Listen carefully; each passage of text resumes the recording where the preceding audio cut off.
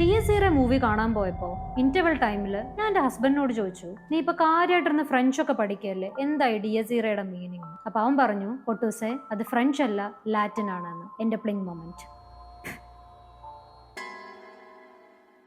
Movie കഴിഞ്ഞ് നമ്മൾ വീടെത്തി. അപ്പൊ ഈ DSERA എന്താ സംഭവം എന്ന് അറിയാൻ വേണ്ടിയിട്ട് ഞാനൊരു കുഞ്ഞ് റീസർച്ച് ചെയ്തു. അപ്പോഴാണ് മനസ്സിലായത് അതിന്റെ meaning day of last judgement എന്നാണ്. റോമൻ കാത്തലിക് ഫ്യൂണറൽ മാസിന് പാടുന്ന ഒരു ലാറ്റിൻ സോങ്, ഒരു ഹോണ്ടിങ് മെലഡി. 13th സെഞ്ചുറിയിൽ തോമസ് ഓഫ് സിലാനോ എന്ന് പറയുന്ന വ്യക്തിയാണ് ആദ്യമായിട്ട് ഈ പാട്ട് കമ്പോസ് ചെയ്തതെന്നാണ് പറയപ്പെടുന്നത്. മൂവി കഴിഞ്ഞിട്ട് ഇപ്പൊ ഒരു 1 വീക്കായി. ഇന്നലെ ഇരുന്നപ്പോ ഞാൻ ഇങ്ങനെ ആലോചിക്കുകയായിരുന്നു, ഈ DSERA ഞാൻ എവിടെയോ കണ്ടിട്ടോ കേട്ടിട്ടോ ഉണ്ടല്ലോ.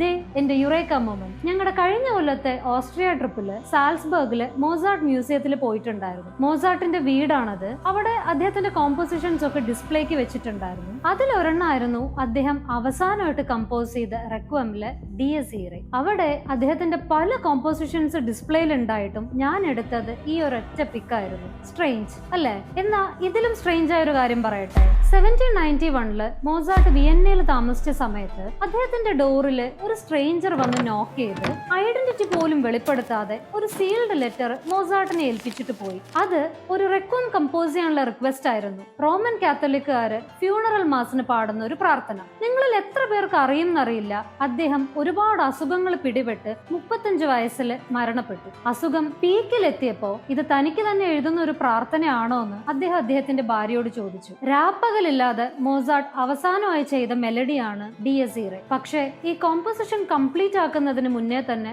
മോസാർട്ട് മരണപ്പെട്ടു. അദ്ദേഹത്തിന്റെ ഫ്യൂണറൽ മാസിന് അദ്ദേഹത്തിന്റെ സ്റ്റുഡന്റ് ഈ കോമ്പോസിഷൻ കംപ്ലീറ്റ് ചെയ്ത് അത് അവിടെ പെർഫോം ചെയ്തു. മരണപ്പെടുന്നറിഞ്ഞിട്ടും മോസാർട്ട് തനിക്ക് ഏറ്റവും പ്രിയപ്പെട്ട മ്യൂസിക് കോമ്പോസിഷൻ അവസാന ശ്വാസം വരെയും തുടർന്നുകൊണ്ടേയിരുന്നു. ഒരു ചെറിയ കോൾഡ് വന്നാൽ പോലും പുതച്ചു മൂടി കിടക്കണ എന്നോട് തന്നെ ഞാൻ പറഞ്ഞു, കണ്ടു പഠിക്കേ.